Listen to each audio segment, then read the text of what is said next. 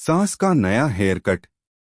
गांव के एक छोटे से मोहल्ले में एक परिवार रहता था जिसमें सास, बहू और उनका बेटा एक साथ रहते थे। सास का नाम रामेश्वरी देवी था और बहू का नाम सुमित्रा था। सास और बहू के रिश्ते में उतार चढ़ाव थे, लेकिन समय के साथ सब कुछ सामान्य हो गया था। रामेश्वरी देवी हमेशा अपनी परंपराओं में विश्वास करती थीं और सुमित्रा, एक आधुनिक सोच वाली बहू, अपनी अलग दुनिया में जीती थी। एक दिन सास ने तय किया कि वे अपने पुराने हेयर कट को बदलेंगी।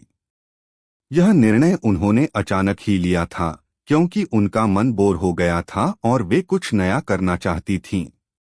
उनके बेटे राकेश ने भी उन्हें समझाया कि उम्र के साथ उनके बाल और भी सफेद हो सकते हैं, लेकिन सास ने कोई ध्यान नहीं दिया। रामेश्वरी देवी का मानना था कि अगर वे कुछ नया करेंगी तो शायद उनका मन भी खुश रहेगा। उस दिन सुबह सुबह रामेश्वरी देवी ने सुमित्रा से कहा, बिटिया, आज मैं नए हेयर कट के लिए जाऊंगी। सुमित्रा हैरान हो गई। क्या सासू माँ, ये क्या कह रहे हो आप? आपको ऐसा क्या हो गया? रामेश्वरी देवी मुस्कुराते हुए बोली, हाँ बेटा, मैंने सोच लिया है कि अब कुछ नया करना चाहिए। सुमित्रा समझ नहीं पाई, लेकिन उसने भी ज्यादा सवाल नहीं किए। वह जानती थी कि सास के मन में जो आता है वह करती हैं।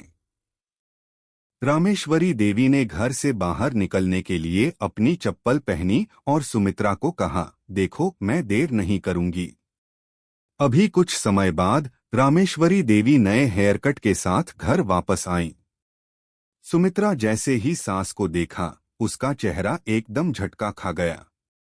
सास के बाल पूरी तरह से छोटे हो गए थे और उनका हेयर कट ऐसा था जैसे किसी ने बालों को इधर-उधर बिखेर दिया हो। उनका सिर बिल्कुल किसी प्यारे से जोकर के जैसा नजर आ रहा था।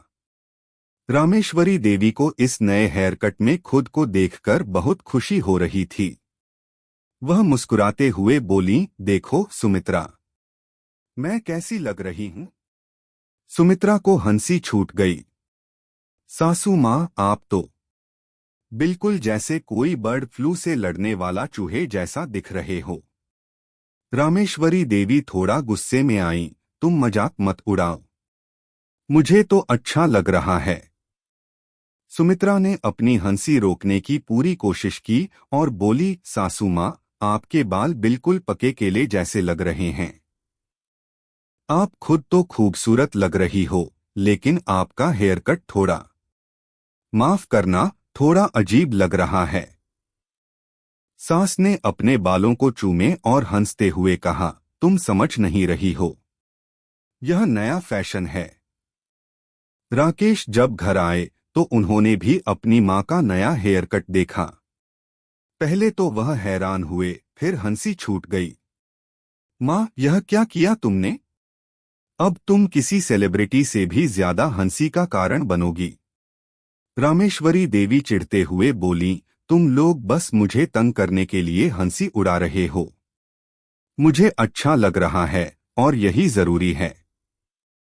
लेकिन सुमित्रा ने राकेश से एक बात कही, देखो, ये तो हुआ अब, लेकिन अगर सासू माँ को सच में अच्छा लगता है तो हमें भी खुश रहना चाहिए।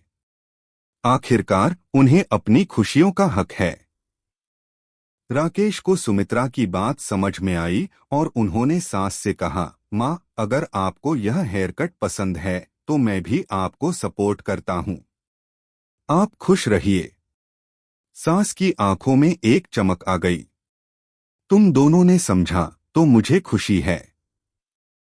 उस दिन के बाद रामेश्वरी देवी का नया हेयर कट मोहल्ले में चर्चा का विषय बन गया। लोग उन्हें देखकर हंसते, लेकिन वह बिल्कुल भी नहीं चिढ़ती। उन्हें अपने नए हेयर कट में एक नई आत्मविश्वास की अनुभूति हो रही थी। सुमित्रा ने सास से कहा, देखो सासू माँ, अगर आपको अच्छा लगता है तो हम भी अब इस नए लुक को अपनाएंगे। रामेश्वरी देवी ने अपनी बहू को गले लगा लिया और कहा, तुम हो तो मेरे लिए दुनिया की सबसे प्यारी बहू।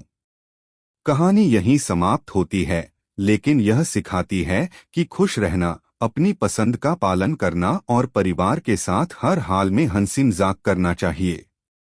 अगर आप अपनी माँ से प्यार करते हो और उनको खुश देखना चाहते हो तो चैनल को सब्सक्राइब करो, लाइक करो। बहुत ही जल्द आपको खुशखबरी मिलेगी।